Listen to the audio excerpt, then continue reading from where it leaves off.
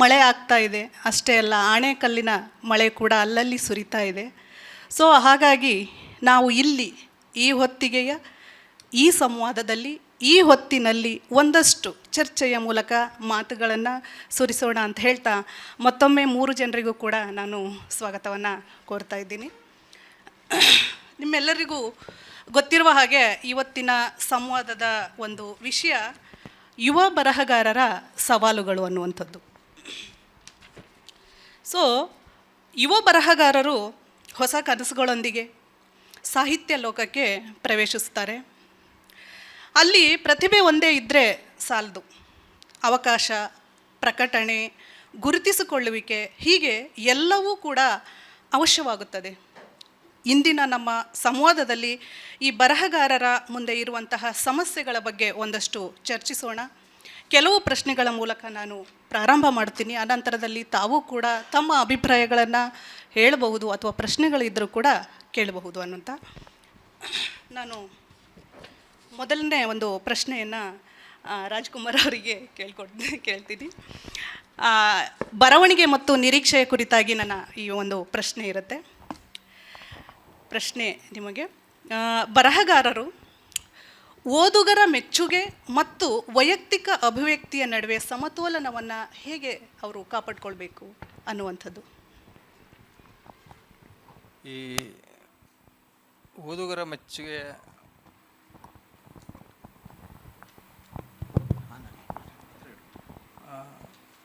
First of all ಈಗ ಸದ್ಯದ ನೀವು ಯುವ ಬರಹಗಾರರ ಅನ್ನೋದು ಇರೋದ್ರಿಂದ ಓದುಗರ ಮೆಚ್ಚುಗೆಯ ಸಮತೋಲನ ಕಾಪಾಡಿಕೊಳ್ಳೋದು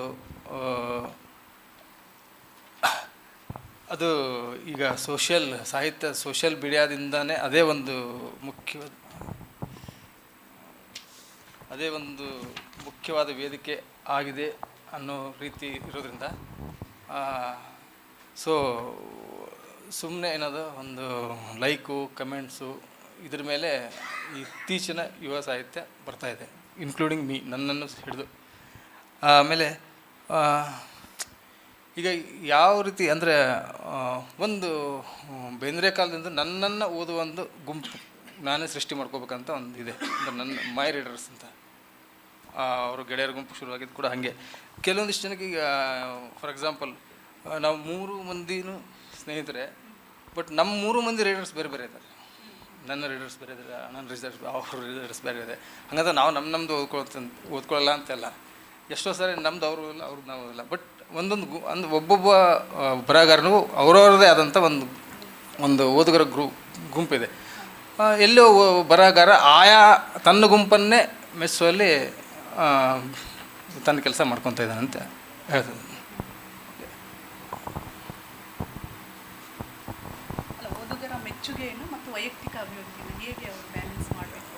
ಈಗ ವೈಯಕ್ತಿಕ ಅದು ಏನಾಗುತ್ತೆ ಮೇಡಮ್, ಅದು ಯಾರೇ ಆದರೆ ತಮ್ಮ ವೈಯಕ್ತಿಕ ಅಭಿವ್ಯಕ್ತಿಯನ್ನೇ ವ್ಯಕ್ತಪಡಿಸ್ತಾ ಇರ್ತಾರೆ, ಹೌದಾ? ಅದು ಇತ್ತೀಚೆಗಂತೂ ಏನದು ಸಮಾಜದ ಬಗ್ಗೆ ಆ ಕಡೆ ನೋಡ್ತಾನೆ ಇಲ್ಲೋ ಅನ್ನೋ ಥರದ ಸಾಹಿತ್ಯ ಕೂಡ ಬರ್ತಾಯಿದೆ. ಸೊ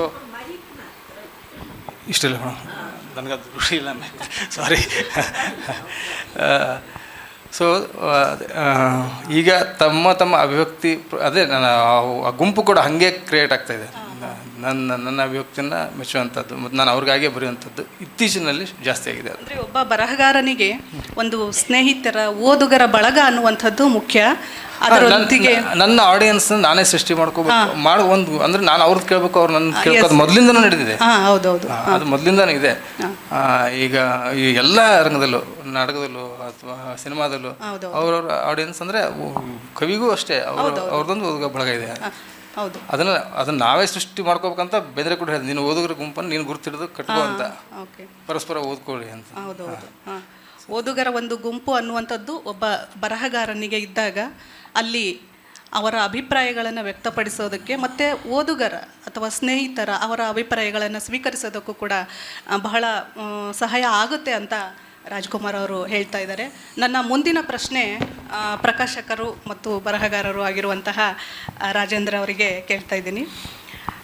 ನಿಮ್ಮ ಮೊದಲನೇ ಪ್ರಶ್ನೆ ಏನಂದರೆ, ಪ್ರಕಾಶಕರು ಪುಸ್ತಕ ಮಾರಾಟದಲ್ಲಿ ಎದುರಿಸುತ್ತಿರುವಂತಹ ಸವಾಲುಗಳು, ಬಿಕ್ಕಟ್ಟುಗಳು ಯಾವುವು? ಮತ್ತು ಅದರ ಜೊತೆಗೆ ಇನ್ನೂ ಒಂದು ಜೋಡಿಸ್ತಾ ಇದ್ದೀನಿ, ಏನಂದರೆ ಪ್ರಕಾಶಕರು ಮತ್ತು ಬರಹಗಾರರು ಎದುರಿಸುತ್ತಿರುವಂತಹ ಸಮಸ್ಯೆಗಳು ಒಂದೇ ಥರನಾದವುಗಳೇ? ಬಿಕ್ಕಟ್ಟುಗಳು ಇವತ್ತಲ್ಲ, ನೀವು 100 ವರ್ಷದಿಂದ ತೆಗೆದ್ರೂ ಇದೆ. ನರಸಿಂಹಸ್ವಾಮಿಯವರ ಮೈಸೂರು ಮಲ್ಲಿಗೆ ಮೊದಲ ಮುದ್ರಣದಲ್ಲಿ ಏನಾದ್ರು ನೀವು ಮುನ್ನುಡಿಯನ್ನು ಓದಿದರೆ, ಇಂಥ ತುಟ್ಟಿ ಕಾಲದಲ್ಲೂ ಕವಿತೆಯನ್ನು ಪ್ರಕಟಿಸುತ್ತಿರುವ ಅಂತ ಒಂದು ಸಾಲನ್ನು KS ಅವರು ಬರೆದಿದ್ದಾರೆ. ಇಂಥ ತುಟ್ಟಿ ಕಾಲದಲ್ಲೂ ಈ ಕವನ ಸಂಕಲನವನ್ನು ಪ್ರಕಟಿಸುತ್ತಿರುವ ಇಂಥವರಿಗೆ ಧನ್ಯವಾದಗಳು ಅಂತ ಶುರು ಮಾಡ್ತಾರೆ. ಸೊ ಪ್ರಕಟಣೆ ಯಾವಾಗಲೂ ತುಟ್ಟಿ ಕಾಲದಲ್ಲೇ ಇರುತ್ತೆ. ಏಕೆಂದರೆ ನಮ್ಮಲ್ಲಿ ಓದುವಂಥ ಸಾಕ್ಷರತೆ ಮೊದಲಿಂದ ಹೆಚ್ಚಿರಲಿಲ್ಲ, ಅದು ಈಚಿನ 3-4 ದಶಕಗಳಲ್ಲಿ ಹೆಚ್ಚಾಗಿದೆ. ಹಾಗಾಗಿ ಓದುತ್ತಿದ್ದವರ ಸಂಖ್ಯೆನೇ ಕಡಿಮೆ. ಅವರಲ್ಲಿ ಓದುತ್ತಿದ್ದವರು ತಮ್ಮ ಉದ್ಯೋಗ ನಿಮಿತ್ತವಾಗಿ ಅಥವಾ ತಮ್ಮ ಧಾರ್ಮಿಕ ನಿಮಿತ್ತವಾಗಿ ಅದಕ್ಕೊಂದು ಸ್ಪಷ್ಟವಾದ ಒಂದು ಗುರಿ ಇತ್ತು, ಈ ಓದು ಇದಕ್ಕೆ ಅಂತ. ಸೃಜನಶೀಲವಾಗಿ ಓದಲೇಬೇಕು ಅನ್ನುವಂಥ ಒಂದು ದೊಡ್ಡ ವ್ಯಾಪ್ತಿ ಏನು ನಮ್ಮಲ್ಲೇನು ಇರಲಿಲ್ಲ, ಅಥವಾ ಅದು ನನ್ನ ಮಿತಿನ ಇರ್ಬೋದೇನೋ. 80-90 ದಶಕದ ನಂತರ ಸ್ವಲ್ಪ ಓದು ಜಾಸ್ತಿ ಆಯಿತು. ಹಾಗಾಗಿ ಪುಸ್ತಕ ಪ್ರಕಟಣೆಗಳು ತುಂಬ ಜಾಸ್ತಿ ಆದವು, ಕೃತಿಗಳು ಜಾಸ್ತಿ ಆದವು, ಮತ್ತು ಓದೋರು ಕೂಡ ಜಾಸ್ತಿ ಆಗ್ತಾಯಿದ್ದಾರೆ. ಮತ್ತು ಪ್ರಕಾಶಕರ ಬಿಕ್ಕಟ್ಟು 1930ರಲ್ಲಿ ಏನಿತ್ತು, ಅದು 2026ರಲ್ಲೂ ಅದೇ ಥರ ಇದೆ, ಅದೇ ಥರ ಮುಂದುವರ್ಕೊಂಡು ಬಂದಿದೆ. ಯಾಕೆ ಇದು ಬಿಕ್ಕಟ್ಟು ಶುರು ಆಗ್ತಿದೆ ಅಂದರೆ, ನಮಗೆ ನಾವು ಯಾವುದನ್ನು ಪ್ರಕಟಿಸ್ತಿದ್ವಿ ಮತ್ತು ಓದುಗರು ಯಾವುದನ್ನು ಓದ್ತಿದ್ದಾರೆ ಅನ್ನುವ ಸ್ಪಷ್ಟವಾದ ಒಂದು ಯೋಚನೆ ನಮ್ಮ ಯಾರಿಗೂ ಇಲ್ಲ. ಮೊದಲು ನಾವು ಏನೋ ಬರಿತಾ ಇದ್ದೀವಿ ಅದು ಪ್ರಕಟ ಆಗಬೇಕು, ಮತ್ತು ಪ್ರಕಾಶಕರು ಪ್ರಕಟಿಸಬೇಕು, ಅವರು ಅದನ್ನು ಪ್ರಕಟಿಸ್ತಾ ಇದ್ದಾರೆ. ಈ ನಡುವೆ ಉತ್ತಮವಾದ ಪ್ರಕಾಶಕರು, ಉತ್ತಮವಾದ ಪುಸ್ತಕಗಳು ಬಂದಿರೋದ್ರಲ್ಲಿ ಯಾವುದೇ ಅನುಮಾನವಿಲ್ಲ. ಆದರೆ ಒಟ್ಟಾರೆಯಾಗಿ ನೀವು ತಗೊಂಡಾಗ ಅದರ ಸಂಖ್ಯೆ ಎಷ್ಟು? ನೀವು ಪ್ರತಿ ಪ್ರಕಾಶಕನ ಕೇಳಿದಾಗೂ ಯಾಕೆ ಪ್ರಕಾಶಕರಲ್ಲೂ ನಾವು ಪ್ರತಿ ಸಲವೂ ನೀವು ಹೋದರೆ ಅವರು ಗೋಳಾಟವನ್ನೇ ನೀವು ಕೇಳಬೇಕು, ಎಲ್ಲ ಪ್ರಕಾಶಕರು ಇನ್ಕ್ಲೂಡಿಂಗ್ ಮೀ, ನನ್ನನ್ನು ಸೇರಿಸ್ಕೊಂಡು. ಯಾಕೆ ನಾವು ಯಾವಾಗಲೂ ಗೋಳಾಡ್ತಾನೆ ಇರ್ತೀವಿ? ನೀವು ಸ್ವಪ್ರಕಾಶಕರಿಗೆ ಹೋದಾಗಲೂ ಅದೇ ಕತೆ, ಅವರೂ ಅದನ್ನೇ ಹೇಳ್ತಾರೆ. ರಾಜ್ಕುಮಾರ್ ಆಗಲೇ ಹೇಳಿದಾಗೆ, ನಾವು ನಮ್ಮ ಓದುಗರನ್ನ ಸೃಷ್ಟಿ ಮಾಡ್ಕೊಳ್ತಾನೆ ನಾವು ಬರೆಯೋಕ್ಕೆ ಶುರು ಮಾಡಿರ್ತೀವಿ. ಅದು ಬರಿತಾ ಓದುಗರನ್ನಾರು ಸೃಷ್ಟಿ ಮಾಡ್ಕೊಳ್ಳೋಕೆ ಸಾಧ್ಯವಾ ಅಂತ ನೋಡಿದ್ರೆ ನಾವು ಅದ್ರ ಬಗ್ಗೆ ಕೂಡ ಯೋಚನೆ ಮಾಡ್ತಿರಲ್ಲ. ನಾನು ಬರಿತಾ ಇದ್ದೀನಿ, ನೀವು ಯಾರೋ ಓದ್ತಿದ್ದೀರಾ ಮತ್ತು ಓದ್ತೀರಾ ಅನ್ನುವ ಯಾವುದೋ ಒಂದು ಈಗೋ ನಮ್ಮಲ್ಲಿ ಸೇರ್ಕೊಬಿಟ್ಟಿದೆ ಅನಿಸುತ್ತೆ. ನಾನೊಬ್ಬ ಲೇಖಕನಾಗಿ ನಾನು ಹೇಳೋದಾದರೆ, ನಾವು ಬರೆದಿದ್ದೆಲ್ವೂ ನಾವು ಪ್ರಕಟಿಸಬೇಕಾ? ಇಲ್ಲಿ ತುಂಬ ಜನ ಹಿರಿಯ ಕವಿಗಳು ಮತ್ತು ಬರಹಗಾರರು ಇದ್ದಾರೆ. ಅವ್ರನ್ನೇ ನೀವು ಒಂದ್ಸಲ ಮತ್ತೆ ಕೇಳಿದ್ರೆ, ಅವ್ರು ಬರೆದಿದ್ವಲ್ಲೂ ಇದುವರೆಗೂ ಪ್ರಕಟ ಆಗಿದೆಯಾ ಅಂದರೆ ಇಲ್ಲ. ಅದ್ರಲ್ಲಿ ತುಂಬ ಆಯ್ಕೆ ಮಾಡಿದ್ದಾರೆ. ಆದರೆ ಕಾಲ ಬದಲಾದಾಗೆ, ಅದರಲ್ಲೂ ಈ ಕಳೆದ 2 ದಶಕಗಳಲ್ಲಿ ನಾವು ಬರೆದದ್ದು ಎಲ್ಲವೂ ಕೂಡ ಪ್ರಕಟ ಆಗ್ತಾಯಿದೆ. ನಾವು ಏನು ಬರಿತಿದ್ದೀವಿ ಅದನ್ನೆಲ್ಲ ಪ್ರಕಟ ಮಾಡ್ತಾಯಿದ್ದೀವಿ. ಮತ್ತು ಈ 1 ಶತಮಾನದ ಅವಧಿನಲ್ಲಿ ಪ್ರಕಾಶನದ ಬಿಕ್ಕಟ್ಟುಗಳಂಗಿವೆ, ಆದರೆ ಪ್ರಕಟಣೆಯ ತಂತ್ರಜ್ಞಾನ ತುಂಬ ಚೆನ್ನಾಗಾಗಿದೆ. ಸೊ ಹಾಗಾಗಿ ಪ್ರಕಟಿಸೋದು ತುಂಬ ಸುಲಭ. ಇವತ್ತು ಯಾರು ಬೇಕಾದ್ರೂ 1 ಪ್ರತಿಯಿಂದ ಹಿಡಿದು 1000 ಪ್ರತಿವರೆಗೂ ಅವ್ರ ಪುಸ್ತಕವನ್ನು ತುಂಬ ಸುಲಲಿತವಾಗಿ ಪ್ರಕಟಿಸ್ಬೋದು. ಹಿಂದೆ 1 ಪುಸ್ತಕವನ್ನು ಅಥವಾ 10-100 ಪುಸ್ತಕವನ್ನು ಪ್ರಕಟಿಸೋಕ್ಕೆ ಸಾಧ್ಯ ಇರಲ್ಲ, ಕಲ್ಲಿನ ಪ್ರತಿಗಳಲ್ಲಿ ಅದು ಕಷ್ಟವಿತ್ತು. ಸೊ ಪ್ರಕಾಶನದ ಬಿಕ್ಕಟ್ಟು ಇವತ್ತಿಗಿರೋದು ನಮ್ಮ ಮಾರಾಟ, ನಮ್ಮ ಮಾರುಕಟ್ಟೆ ಎಲ್ಲಿದೆ? ಪುಸ್ತಕ ನೀವು ಕತೆ ಬರೆದಿದ್ದೀರಾ, ರಾಜ್ಕುಮಾರ್ ಕವಿತೆ ಬರೆದಿದ್ದಾರೆ, ಪ್ರವರ ಕವಿತೆ ಬರೆದಿದ್ದಾನೆ, ನಾನು ಕವಿತೆ ಬರೆದಿದ್ದೀನಿ, ಇಲ್ಲಿ ತುಂಬ ಜನ ಕತೆಗಾರರಿದ್ದಾರೆ. ನಮ್ಮೆಲ್ಲರ ಬರಹದ ಮಾರುಕಟ್ಟೆ ಯಾವುದು?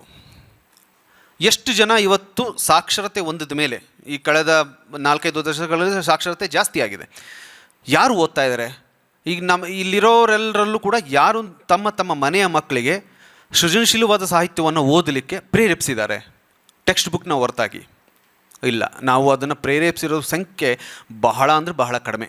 ನಾವು ಫಸ್ಟ್ ಪ್ರಿಫರೆನ್ಸು ಟೆಕ್ಸ್ಟ್ ಬುಕ್ ಓದೋದು, ಸೆಕೆಂಡ್ ಪ್ರಿಫರೆನ್ಸು ಮಾರ್ಕ್ಸ್ಗಳಲ್ಲಿ A ಗ್ರೇಡ್ ಮೇಲೆ ಮಾರ್ಕ್ಸ್ ತೆಗಿಯೋದು, ತದನಂತರ ಅವನು ಒಳ್ಳೆ ಉದ್ಯೋಗ ಗಿಟ್ಟಿಸ್ಕೊಳ್ಳೋದು ಅಥವಾ ಒಳ್ಳೆಯ ಬಿಸ್ನೆಸ್ ಮ್ಯಾನ್ ಆಗೋದು ಈಚಿನ ಟ್ರೆಂಡ್. ಬಟ್ ಒಳ್ಳೆಯ ಪುಸ್ತಕವನ್ನು ಓದೋದು ಮತ್ತು ಪುಸ್ತಕವನ್ನು ಓದಿಸುವ ಅಭಿರುಚಿಯನ್ನು ಹೆಚ್ಚಿಸೋದು ಎಲ್ಲಿದೆ? ಅದು ತುಂಬ ಕಡಿಮೆ ಇದೆ. ಸೊ ಹಾಗಾಗಿ ಪ್ರಕಾಶನದ ಬಿಕ್ಕಟ್ಟು ಶುರುವಾಗದೆ ನಮ್ಮ ಶಿಕ್ಷಣದಲ್ಲಿ ಮತ್ತು ನಮ್ಮ ಮನೆಯಲ್ಲಿ. ನಾವು ಯಾವಾಗ ಓದಿಸೋಕ್ಕೆ ಅವ್ರನ್ನ ಪ್ರೇರೇಪಿಸಲ್ಲ, ಪುಸ್ತಕದ ಮಾರುಕಟ್ಟೆ ಬೆಳೆಯಲ್ಲ, ಪುಸ್ತಕ ಓದೋಕ್ಕೆ ಸಾಧ್ಯವಿಲ್ಲ. ಹಾಗಾಗಿ ಪ್ರಕಾಶನದ ಮಾರುಕಟ್ಟೆಯನ್ನು ಹೆಚ್ಚಿಸ್ಕೊಳ್ಳೋಕ್ಕೆ ನಮ್ಮ ಕೈಲಿ ಈಗಲೂ ಸಾಧ್ಯವಾಗ್ತಾ ಇಲ್ಲ. ಮತ್ತು ನೀವು 1 ವರ್ಷಕ್ಕೆ 8,000 to 10,000 ಟೈಟಲ್ಸ್ ಆಫ್ ಬುಕ್ಗಳು ಕರ್ನಾಟಕದಲ್ಲಿ ಮತ್ತು ಕನ್ನಡದಲ್ಲಿ ಪ್ರಕಟ ಆಗ್ತಾ ಇದ್ದಾವೆ. ಅವೆಲ್ಲದರ ಮಾರುಕಟ್ಟೆ ಯಾವುದು ಅಂದರೆ ಗೌರ್ಮೆಂಟ್ ಸ್ಕೀಮ್ಗಳಷ್ಟೇ, ಹೆಚ್ಚು ಗೌರ್ಮೆಂಟ್ ಸ್ಕೀಮ್ಗಳು. ಗ್ರಂಥಾಲಯ ಇಲಾಖೆಯಿಂದ ಹಿಡಿದು ಪಂಚಾಯತ್ ರಾಜ್ ಇಲಾಖೆ, ಕಾಲೇಜು ಶಿಕ್ಷಣ ಇಲಾಖೆ, ಎಲ್ಲ ಇಲಾಖೆಗಳು ಕೂಡ ಬೇರೆ ಬೇರೆ ಶೀರ್ಷಿಕೆಗಳಲ್ಲಿ 100 ಕೋಟಿ ರೂಪಾಯಿಗಳ ಪುಸ್ತಕಗಳನ್ನ ಕೊಂಡ್ಕೊಳ್ತವೆ. ಆ ಪುಸ್ತಕಗಳ ಏನು ಯೋಜನೆ ಇದೆ, ಆ ಯೋಜನೆಗೆ ತುಂಬ, ನೀವು ಬೆಂಗಳೂರಿನ ಕಸವನ್ನು ತಗೊಂಡೋಗಿ ಹೇಗೆ ಡಂಪ್ ಮಾಡ್ತಾರೋ ಆ ರೀತಿ ಯೋಜನೆಗಳಿಗೆ ತಗೋಗಿ ಪುಸ್ತಕಗಳನ್ನ ಡಂಪ್ ಮಾಡೋದು. ಒಳ್ಳೆ ಪುಸ್ತಕಗಳಿದ್ದಾವೆ ಅನ್ನೋದನ್ನ ನಾನು ಒಪ್ಕೊಳ್ತೀನಿ. ಎಷ್ಟರ ಮಟ್ಟದಲ್ಲಿ ಈ ಪುಸ್ತಕಗಳು ಅಥವಾ 8,000 to 10,000 ಪುಸ್ತಕಗಳು ಪ್ರಕಟಣೆ ಆಗ್ತಿರೋದ್ರಲ್ಲಿ ನಾ ಪುಸ್ತಕವನ್ನು ಓದುವ ಅಭಿರುಚಿ ಇದ್ದವರೆಲ್ಲರೂ ಕಾಣಿಸ್ಕೊಂಡಿರೋ ಪುಸ್ತಕಗಳು ಕೇವಲ ಒಂದು 100, 200, 300 ಪುಸ್ತಕಗಳು ನೋಡಿರ್ಬೋದು. ಆದರೆ ಅಷ್ಟೊಂದು 1000 ಪುಸ್ತಕಗಳೇನಾಗ್ತಿದ್ದಾವೆ, ಈ ಎಲ್ಲ ಪುಸ್ತಕಗಳು ಕೂಡ ಪ್ರಕಟಣೆಯಾಗಿ ಸ್ಕೀಮ್ಗಳಲ್ಲಿ ಡಂಪ್ ಆಗ್ತಾ ಇದ್ದಾವೆ ಮತ್ತು ಓದುಗರ ಕೈ ಸಿಗ್ತಾ ಇಲ್ಲ. ಬಿಕ್ಕಟ್ಟು 2. ಒಂದು, ಹೀಗೆ ಹೋಲ್ಸೇಲಾಗಿ ಪುಸ್ತಕವನ್ನು ರದ್ದಿ ಥರದಲ್ಲಿ ಪ್ರಿಂಟಾಗಿ ತಂದು ಸ್ಕೀಮ್ಗಳು ಸುರಿತಾ ಇರೋದು. 2, ಓದುವ ಅಭಿರುಚಿಯನ್ನು ನಾವು ಮನೆಯಲ್ಲಿ ಶುರು ಮಾಡ್ತೇನೆ ಇರೋದು. ಈ ಎರಡು ನಮ್ಮ ಪ್ರಕಾಶನದಾರಿಗಳನ್ನ ತಪ್ಪಿಸ್ಬಿಡ್ವೆ. ಈ ನಡುವೆ ಒಂದಷ್ಟು ಪುಸ್ತಕ ಪ್ರಕಾಶನಗಳು ಟ್ರೈ ಮಾಡ್ತಾ ಇದ್ದಾರೆ. ಅವರು ಕೆಲವರು ಸಂಶೋಧನಾ ಕ್ಷೇತ್ರಕ್ಕೆ ಮೀಸಲಾಗಿದ್ದಾರೆ, ಕೆಲವರು ಸೃಜನಶೀಲವಾದ ಪುಸ್ತಕವನ್ನು ಪ್ರಕಟಿಸ್ತಿದ್ದಾರೆ. ಅವರೆಲ್ಲರನ್ನೂ ನೀವು ಕೇಳಿದಾಗ ಅವ್ರಿಗೆ ತಕ್ಕನಾದ 200-300 ಜನ, ರಾಜ್ಕುಮಾರ್ ಆಗಿ ಹೇಳಿದ್ರಲ್ಲ, ಅವ್ರವ್ರದ್ದೇ ಒಂದು ಗುಂಪಿನ ಓದುಗರನ್ನು ಸೃಷ್ಟಿ ಮಾಡ್ಕೊಂಡಿದ್ದಾರೆ ಅಂತ. ಸೊ ಬಲಪಂಥೀಯರಿಗೆ ಒಂದು ಗುಂಪಿದೆ, ಎಡಪಂಥೀಯರಿಗೆ ಒಂದು ಗುಂಪಿದೆ, ನಡುಪಂಥೀಯರಿಗೆ ಒಂದು ಗುಂಪಿದೆ.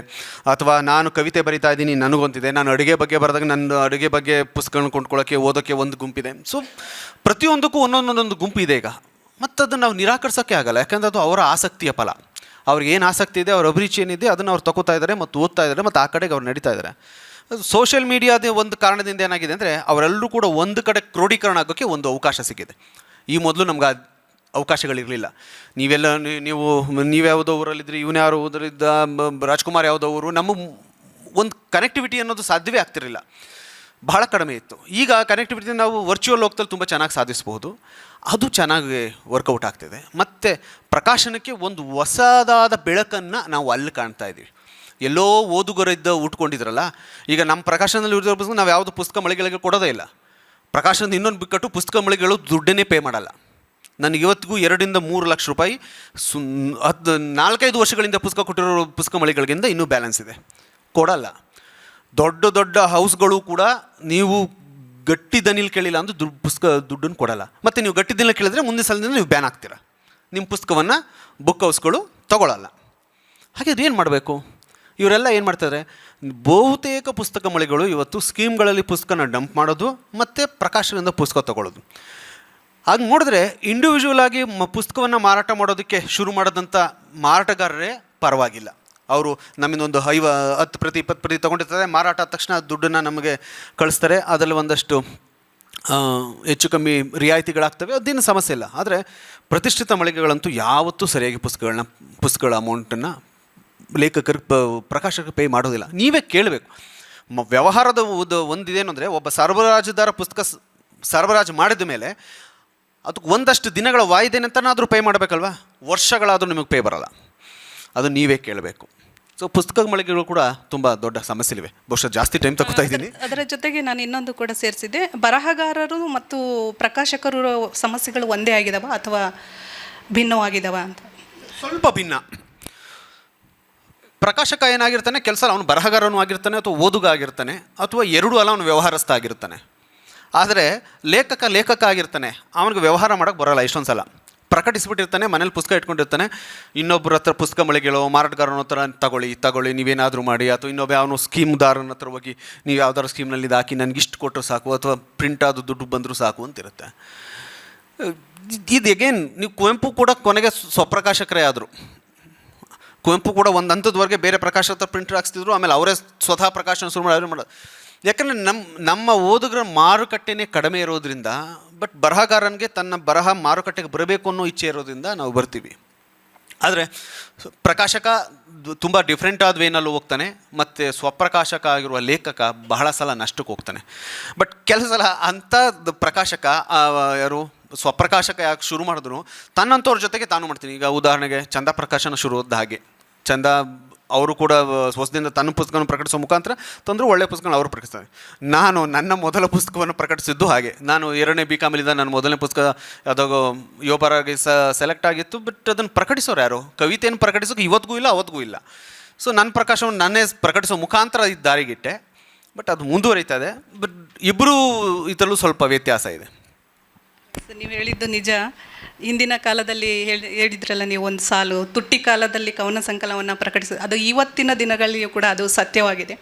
ಆಮೇಲೆ ಬಹಳ ಮುಖ್ಯವಾದ ವಿಷಯಗಳನ್ನು ನೀವು ಹೇಳಿದ್ರಿ. ಏನಂದರೆ, ಓದು ಅನ್ನುವಂಥದ್ದನ್ನು ನಾವು ಶಿಕ್ಷಣದಲ್ಲಿ ತಂದಾಗ ಮಾತ್ರ ಮಕ್ಕಳು ರೂಢಿಸಿಕೊಳ್ಳಲಾಕ ಸಾಧ್ಯವಾಗುತ್ತೆ, ಮತ್ತು ಮನೆಯಲ್ಲಿ ಕೂಡ. ಅದು ಬಹಳ ಮುಖ್ಯವಾದ ಇವರು ಪಾಯಿಂಟ್ಸ್ಗಳನ್ನು ಹೇಳಿದರು. ಅದನ್ನು ಪ್ರತಿಯೊಬ್ಬರು ರೂಢಿಸಿಕೊಂಡಾಗ ಮಾತ್ರ ನಾವೆಲ್ಲರೂ ಮುಂದಿನ ಒಂದು ಬರಹಗಾರರನ್ನು ಅಥವಾ ಓದುವಿಕೆಯನ್ನು, ಒಂದು ಪುಸ್ತಕ ಸಂಸ್ಕೃತಿಯನ್ನು ನಾವು ಬೆಳೆಸೋದಕ್ಕೆ ಸಾಧ್ಯವಾಗುತ್ತೆ. ಸೊ ಹಾಗಾಗಿ ಧನ್ಯವಾದಗಳು. ಈಗ ಮುಂದಿನ ಪ್ರಶ್ನೆ ನಮಗೆ ಪ್ರವರ ಅವರಿಗೆ. ಈಗ ಬರವಣಿಗೆ ಬಗ್ಗೆ ಕೇಳಿ ಆಯಿತು. ಬರವಣಿಗೆ ನಂತರ ಒಂದು ಪುಸ್ತಕ ಪ್ರಕಟವಾಗಬೇಕು. ಪ್ರಕಟಣೆಯ ನಂತರ ಬರುವಂಥದ್ದು ಏನು ಅಂದರೆ ಪ್ರಶಸ್ತಿಗಳು ಅನ್ನುವಂಥದ್ದು. ಸೊ ಹಾಗಾಗಿ ಪ್ರಶಸ್ತಿಗಳ ಕುರಿತಾಗಿ ನಾನೊಂದು ಪ್ರಶ್ನೆಗಳನ್ನು ಇವಾಗ ಕೇಳ್ತಾ ಇದ್ದೀನಿ. ಈ ಪ್ರಶಸ್ತಿಗಳು ಬರವಣಿಗೆಯ ಗುಣಮಟ್ಟವನ್ನು ಹೆಚ್ಚಿಸುತ್ತವೆಯೇ ಅಥವಾ ಒತ್ತಡವನ್ನು ಉಂಟು ಮಾಡುತ್ತವೆಯೇ ಅಂತ?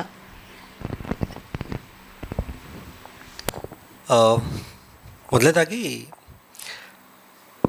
ಪ್ರಶಸ್ತಿ ಕೊಡೋದೇ ನಿಮಗೆ ಒಂದು ಮಟ್ಟಿಗೆ ಮೊದಲಿಗೆ ಬಾಯಿ ಮುಚ್ಚಿಸೋದು, ಒಂದು ಬಾಯಿ ಮುಚ್ಚಿಸ್ಲಿಕ್ಕೆ ಲೇಖಕನ. ಯಾಕೆ ಅಂತ ಒಂದು ಎಕ್ಸಾಂಪಲ್ ಕೊಡಬಲ್ಲೆ. ಈಗ ಕೆಲವೊಂದು ಸರಿ ಏನಾಗುತ್ತೆ, ಒಬ್ಬ ಬರಹಗಾರ ತನ್ನ ಪಾಡಿಗೆ ತಾನು ಸಮಾಜವನ್ನು ಅಥವಾ ಯಾವುದೋ ಒಂದು ವಸ್ತುವನ್ನು ಕೇಂದ್ರವಾಗಿಟ್ಟುಕೊಂಡು ವ್ಯವಸ್ಥೆಯ ಯಾವುದೇ ಒಂದಿಷ್ಟು ಸಮಸ್ಯೆಗಳನ್ನ ಪ್ರಜ್ಞೆಯಲ್ಲಿಟ್ಟುಕೊಂಡು ಬರೀಲಿಕ್ಕೇನೋ ಶುರು ಮಾಡಿರ್ತಾನೆ.